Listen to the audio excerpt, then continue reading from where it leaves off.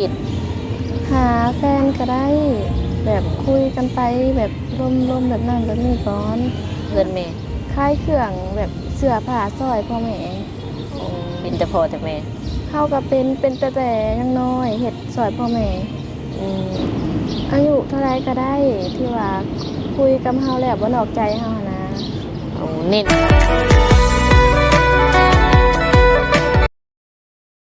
โดยสบายดีโดยสบายดีสบายดีน้องลาเนาะหรือว่าสาวโสดหน้าใหม่ก็ว่าได้ทุกคนเลยวันนี้ก็มาพบมาพอกับน้องเป็นครั้งแรกเนาะโดยขออนุญาตถามเรื่องน้องลาซื้อแนวไหนซื้อติ๊กฮะติ๊กติ๊กแม่นโอ้อายุจักปีตัวไหนอายุ18ปีผ่านมาน้องลาเองเคยสร้างครอบครัวบ่แม่นเคยสร้างครอบครัวเลยยัง อ๋อ อาจจะไม่ได้ยินปานใดเนาะเสียงรถเสียงรถมันดังเอฟซีเลยเนาะคือไอ้ถามว่าผ่านมานี่น้องหลาเองก็เคยสร้างครอบครัวแล้วบ่ยังเป็นผู้สาวโสดเนาะยังบ่เคยแบบผ่านการแต่งงานเลย ผู้บ่าวได้เคยมีบ่บ่เคยยังบ่เคยล้มบ่าวบ่แม่นจบ18 ปีแต่ยังบ่เคยล้มบ่าวเนาะทุกคนที่ผ่านมานี่แบบน้องหลาเห็นอย่างสะเฮียนบ่หรือว่าเห็นเวียกเห็นงานเฮียนออกแต่ป.5แล้วก็ไปเฮ็ดเวียกเสิร์ฟคือกันไปเป็นเด็กเสิร์ฟเนาะโดยโรงเรียนนี่น้องหลาเรียนห้องไหนห้องป.5บ่มีเงินเรียนต่อโอ้ได้ใบประกาศแล้วบ่ป.5ได้แล้วกันนึงโอเคเนาะมาต่อกันก็คือจบป.5ได้ใบประกาศเรียบร้อยเนาะโดยหลังจากจบมาเลยมาเฮ็ดงานเป็นเด็กเสิร์ฟเนาะตอนนี้ก็ยังเฮ็ดบ่ออกแต่ดนแล้วอ๋อปัจจุบันนี่ได้สาเฮ็ดหยังน้องล่ะตอนนี้อะนะบ่ได้เฮ็ดหยังเลยแบบบ่มีเวียกเฮ็ดหาเวียกพยายามหาเวียกอยู่แต่บ่มีเวียกเฮ็ดเคยไปเฮ็ดงานอยู่ฝั่งไทยบ่บ่ตอนนี้อยากไปเฮ็ดอยู่บ่แม่อยากไปเฮ็ดอยู่โดยอยากได้งานหยังอยู่ฝั่งไทยงานยังก็ได้ที่ว่าแบบเฮาหาเงินได้เลี้ยงพ่อแม่นะคือตอนนี้ก็โสดแน่เนาะแล้วก็บ่มีงานมีการเฮ็ดแน่เนาะโดยคันว่า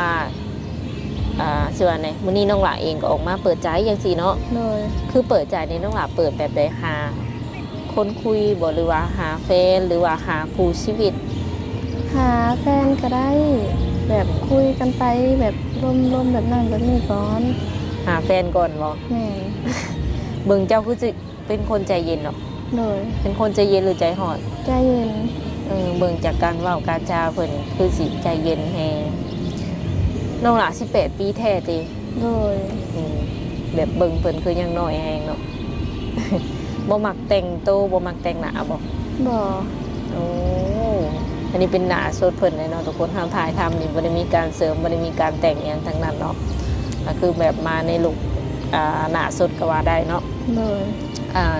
อยู่เพื่อนนี่เฮ็ดธุรกิจหยังเนาะล่ะเพื่อนพ่อเพื่อนแม่ขายเครื่องแบบเสื้อผ้าซอยพ่อแม่ให้หน้าตะกร้าก็เฮ็ดบ่โดยเฮ็ดทุกปีเลยบ่แม่นปลูกมันปลูกซังแล้วแบบปลูกมันไปขายบางทีหาเงินแบบบ้านเฮาก็จนแน่นะเฮ็ดหน้าก็เป็นเนาะเป็นแม่ค้าก็ได้เลยปลูกมันก็เป็นโอ้เจ้าก็เป็นบ่แหละดำให้ดำนาก็หรือว่าเป็นแต่พ่อแต่แม่เฮาก็เป็นแต่ยังน้อยเฮ็ดซอยพ่อแม่ปีนึงได้ข้าวหลายบ่น้องหลาอยู่เฮือนเฮาบ่หลายปานใดแต่ว่าน้องหลานี่เป็นคนบ้านนี้เลยเหรอวะแม่เป็นสาวสวรรณเขตเลยเนาะคือการเปิดใจนี่แบบพ่อแม่เพิ่นอนุญาตอยู่บ่ที่ว่าเฮาออกมาเปิดใจแบบนี้นะเพิ่นสิให้เฮามีแฟนอยู่บ่โดย เพิ่นให้มีแฟนได้แล้วต้องถามก่อนเนาะเพราะว่าผ่านมาเจ้าเองก็บ่เคยแบบมีแฟนมีผู้บ่าวจังซี่นะคันคือเฮาเปิดใจนี่อยากได้คนแบบอายุประมาณเท่าไหร่อายุเท่าไรก็ได้ที่ว่าคุยกับเฮาแล้วบ่นอกใจเฮานะเน้นแต่ว่าบ่นอกใจก็พอ 40 50 60ได้บ่ โดย ป้าเคยเห็นแล้วผู้บ่าวรุ่นใหญ่4 50ปีนี่ฮะ ยังบ่เคย นั่นนะ คันเคยเห็นแล้วบ่ฮู้ว่าน้องสิรับได้บ่เรือแนวใดเนาะแบบว่าเอาตรงๆเพิ่นก็สิเฒ่าแน่นอนน้องล่ะ40 50 60นี่ส่วนหลายเพิ่นก็สิเฒ่าเนาะคือน้องเองก็ยังน้อยก็ว่าได้18คันว่ามีผู้บ่าวรุ่น40 50 60จังซี่นะคิดว่าสิบ่อายคนบ่ บ่ อืมแบบทรงสีแบบว่ากล้าพาไปทางนั้นทางนี้อยู่บ่ เอาไปได้เนาะ โดย เออเจ้าเองนี่มักแบบใดมักไปลิ่นไปเที่ยวมักไปปาร์ตี้อยู่บ่ เฮาบ่มักปาร์ตี้มีแต่ไปเที่ยวซื้อของซื้อเครื่องช้างเมื่อใส่ตู้เฮือนซื้อของซื้อพักเมื่อ เออปาร์ตี้ยังบ่เคยบ่ แม่น โอ้แต่ละมื้อนอนจักโมงอัน ประมาณ8 โมง 9 โมงเฮาก็นอน โอ้พ่อกับแม่นี่ห่วงบ่ บ่เพราะว่าเฮาบ่ถือเดียวกับพ่อแม่ บ่ถือกัน แม่นพ่อแม่เฮาแยกกันตั้งแต่เฮายังน้อย โอ้เอาแสดงว่าน้องเป็นสิว่าไดพ่อกับแม่นี่ยังอยู่บ่น้องล่ะ โดย แต่ว่าเพิ่นแยกกันอยู่คนละเฮือน เจ้าอยู่กับพ่อหรืออยู่กับแม่ อยู่กับแม่ โอ้ตั้งแต่อายุประมาณเท่าไหร่ขอ ตั้งแต่ อยากถามเด้อ 11 ปี 11 ปี แม่น อืมเรื่องแบบสิทธิ์อหย่างต่าง ๆ นี่ขึ้นอยู่กับแม่เจ้าเบิดเลยบ่ แม่น หรือว่าเจ้าก็ไปเยี่ยมพ่ออยู่ ไปอยู่ เออเจ้านี่ถือเบิดเนาะกับพ่อกับแม่ยังหักเพลงกันอยู่ แม่น เพียงแต่ว่าพ่อกับแม่นี่อาจจะบ่ได้ฮักแพงกันแล้วซื่อๆเนาะอืมเงินใส่เงินจ่ายซุมื้อนี้ได้ใส่น้ำพายน้องละ บางทีเฮาก็ไปหาล้างถ้วย รับจ้างเขามาจ่ายเฮาได้หลายเฮาก็ให้พ่อแม่นำ โอ้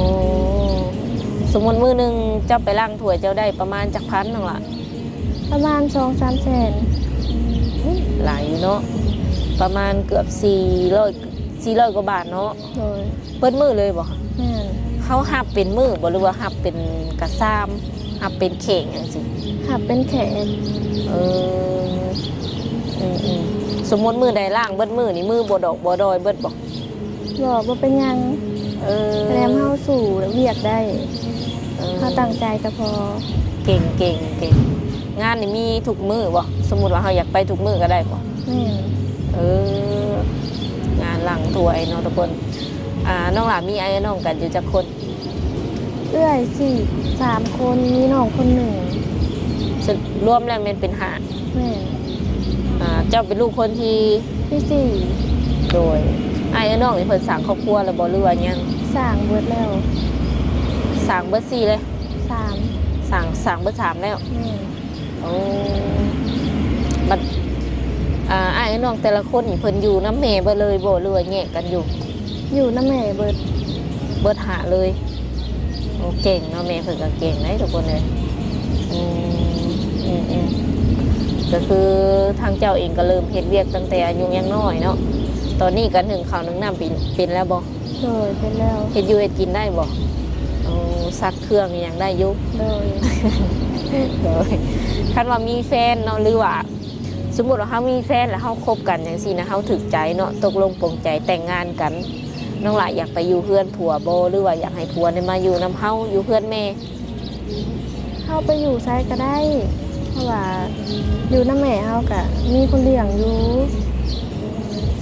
อืมแบบไอ้น้องหลายอยู่เนาะ เลย ก็สามารถแบบไปอยู่น้ำผัวน้ำหยังได้อยู่ เลย โอ้ดีเนาะทุกคน อันนี้เป็นครั้งแรกบนน้องหลาที่ว่าออกมาเปิดใจเนี่ย เลย เป็นอะไรความรู้สึก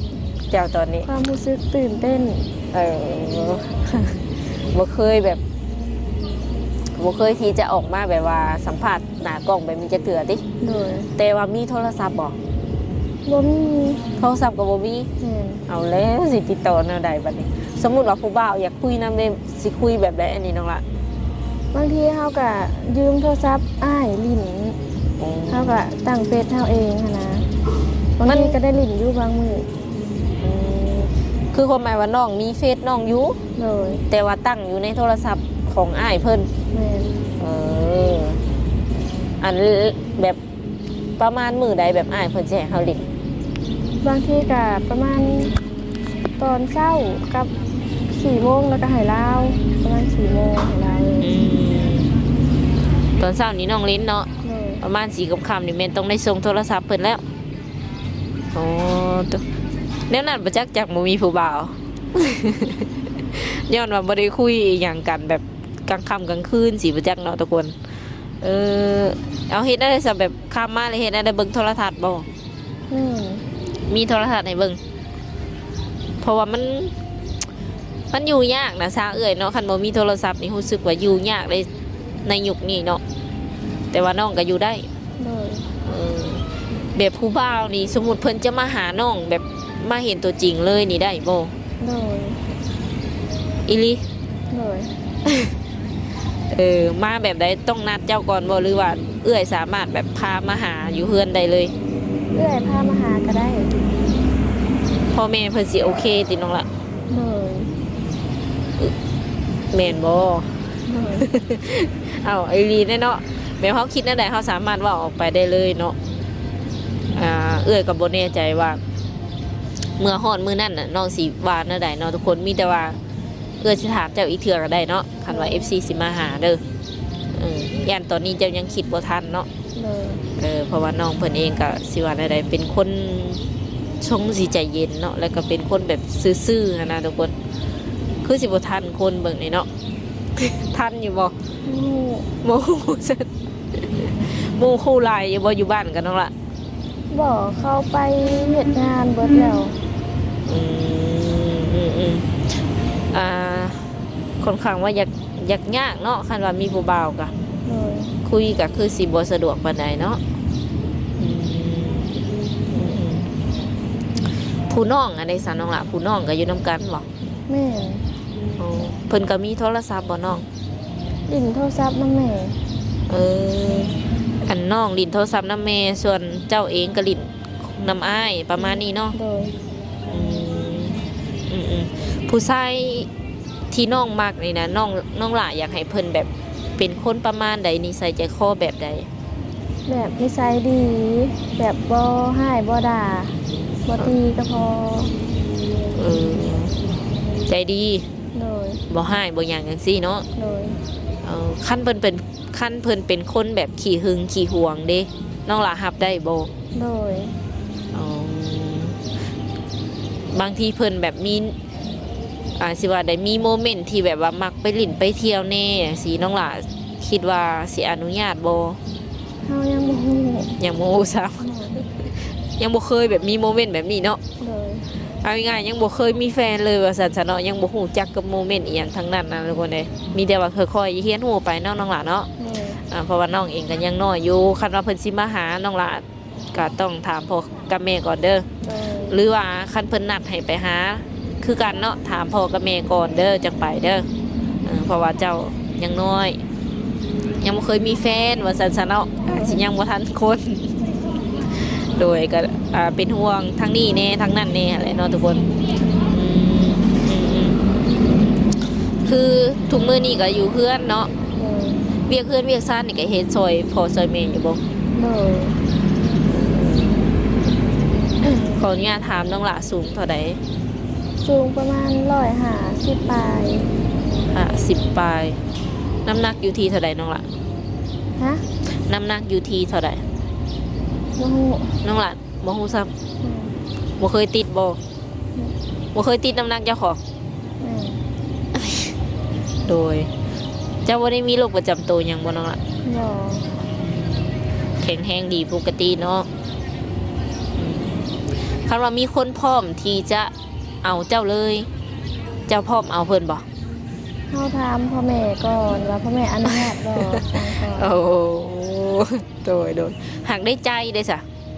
ในใจตัวเองเอาในใจตัวเองก่อนยังบ่ทันฮอดพ่อฮอดแม่อยากได้แล้วบ่สามีนี่ โดย โอ้อยากได้แล้วเนาะทุกคนโอเคทุกคนก็จะบ่ได้ถามน้องเพิ่นหลายปานใดเนาะมีแต่ว่าสิได้ขออนุญาตโอ้ลมกับน้องเพิ่นประมาณนี้ก่อนเพราะว่ามันก็ คำแล้วเนาะ โดย มื้อหน้ามื้อใดคันว่ามีเวียกหรือว่า FC ให้มาหาสิมาหาใหม่เด้อ โดย โดยสบายดี